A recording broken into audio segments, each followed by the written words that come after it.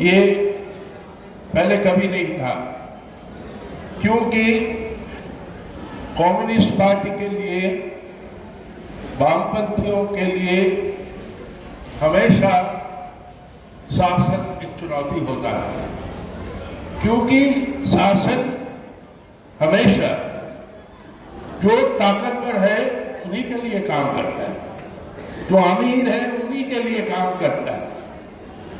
हम जैसे बोलते हैं लड़ाई तो लुटेरे और लूटे जाने वालों के बीच में है,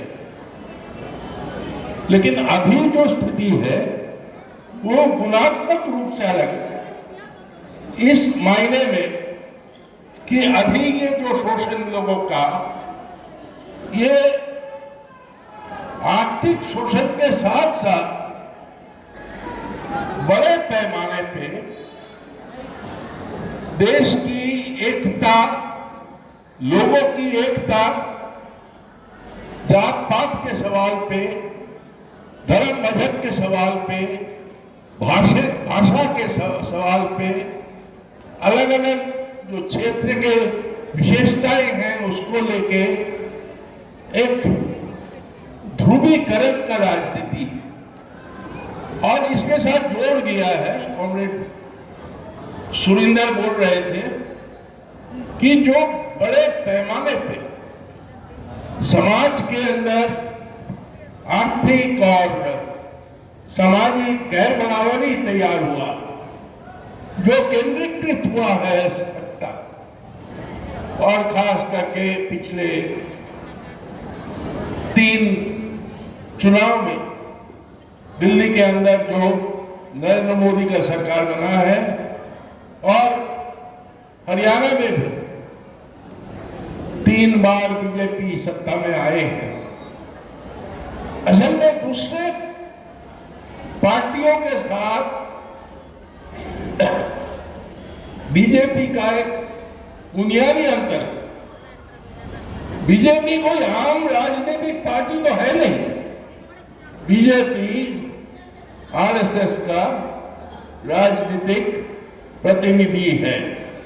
बीजेपी को नियंत्रण करता है आरएसएस। तो एक तरफ हम देख रहे हैं कि हमारे देश के जो 4 मुट्ठीभर कॉर्पोरेट और आरएसएस, ये दोनों जो तत्व मिलके हमारे देश के अंदर हावी हैं और वो आगे जाना चाहते हैं।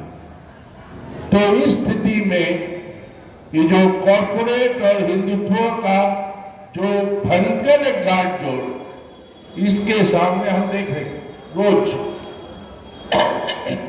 किसानों का, पूरे खेती का जो सवाल है उसके ऊपर कॉर्पोरेट का निरंकुश नियंत्रण निश्चित करने का सरकार ने कोशिश किया था। बहुत बड़ा आंदोलन हुआ, सरकार को वापस लेना पड़ा। आज दोबारा कृषि नीति के तौर पे वो बातें वापस लाना चाहता है। उसी तरह मजदूरों को हम देख रहे हैं कि न्यूनतम मजदूरी नहीं मिले।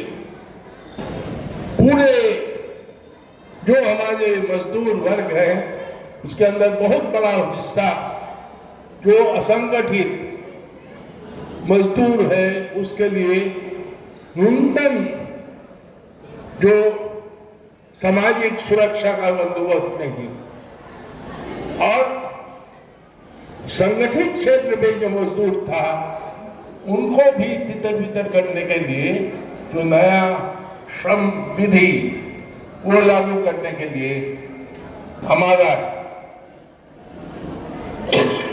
तो इस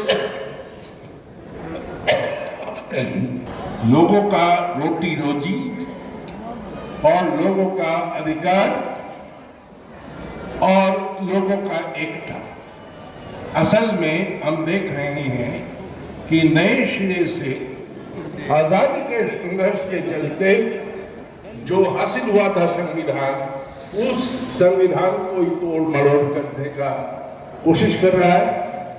तो इसीलिए हमने देखा डॉक्टर बाबा साहेब आम्बेडकर के ऊपर जो हमला आया, तो स्थिति में हमारा अपील है कि ये लड़ाई कोई अकेला नहीं लड़ सकता। हमारे देश के तमाम जो जनवादी और धर्मनिरपेक्ष ताकत, उनको एकजुट होके इस चुनौती का मुकाबला करना पड़ेगा। लेकिन इसमें खास करके वामपंथी पार्टियों का, लाल झंडे का एक खास भूमिका है। लेकिन